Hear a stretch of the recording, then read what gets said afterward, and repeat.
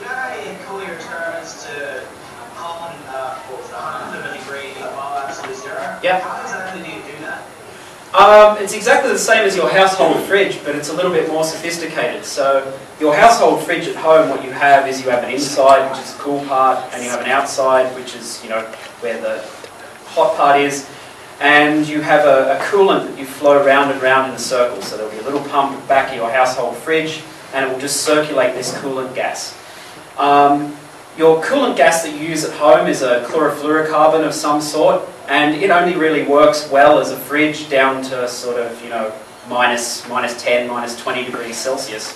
We do exactly the same thing, but we cheat a little bit. So what we use is liquid nitrogen on the outside. That takes us down to about minus 200 degrees Celsius. And then inside the liquid nitrogen, we have a big bucket of liquid helium. So that takes us down to minus 196. And then what we do is we have our chip sitting inside a refrigerator in there, and that refrigerator uses helium as the cooling gas, okay? And because it's connected to the hot outside world, so your household fridge is connected to the outside world, which is at, say, 25 degrees Celsius, our fridge inside is connected to its outside world, which is liquid helium at minus 196, and then we just run a fridge and that gets us below minus 196, and that gets us down to 100th of a degree above absolute zero. Works exactly the same, really. Except it's a lot more expensive. A lot more expensive. But it's more sophisticated. Yeah, one of our fridges costs around about $200,000 or $300,000 now. So it's a bargain. It's a bargain. $200,000 or $300,000. Okay, another question. Somebody. This is Watson. I'd like to ask, photonics, what is it and how are we achieving it? What is what, Martin? We missed that part.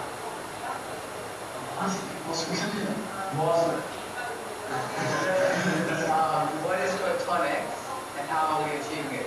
Photonics. Photonics. Photonics is slightly different. So what we've got now is electronics, and there what we do is we use the electrons that orbit around atoms to do all of our, you know, electronic device sort of things.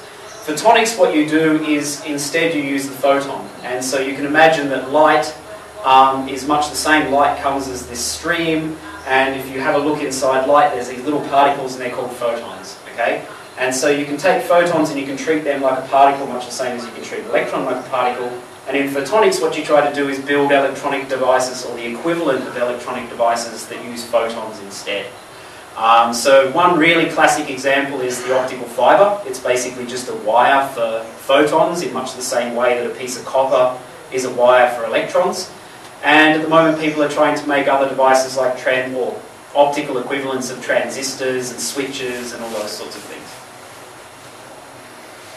Another question from somebody? Where do you hope to use this technology in the future? That's a really good question. At the moment, this idea of having information stored as spin rather than the charge on an electron gets used in hard disk drives. Okay, so in a hard disk drive, what you have is your information gets stored as little magnets, and those little magnets correspond to the spins, right? So a magnet pointing sort of north at the top and south at the bottom would be spin up, and magnet pointing north at the bottom and south at the top would be spin down.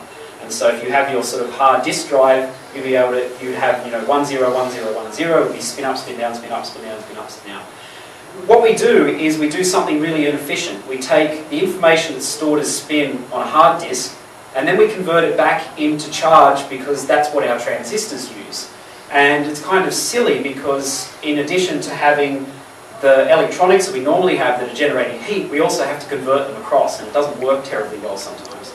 And so where we want to go is to be able to just carry spin directly across from where you store your information and use it to be able to do the electronics as well. Okay? And then you can imagine that the whole thing becomes much, much smaller.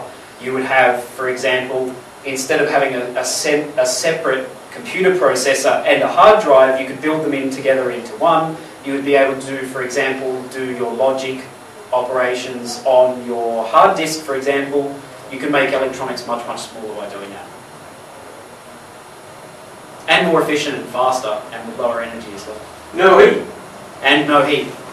No heat. Which is where most of your energy goes, right? If you imagine your laptop, if you think about the battery and how much energy is stored in that battery, and then you think about how much heat is coming out the side of your laptop, and you do the calculation, you add up the heat rate that comes out, you'll find out that most of the energy that's in your battery is coming out of your laptop as heat. Another question, thanks. Yeah, when you're using this every day, like when it's going past the prototype, how are you going to keep it cool? Because not everyone's going to have it.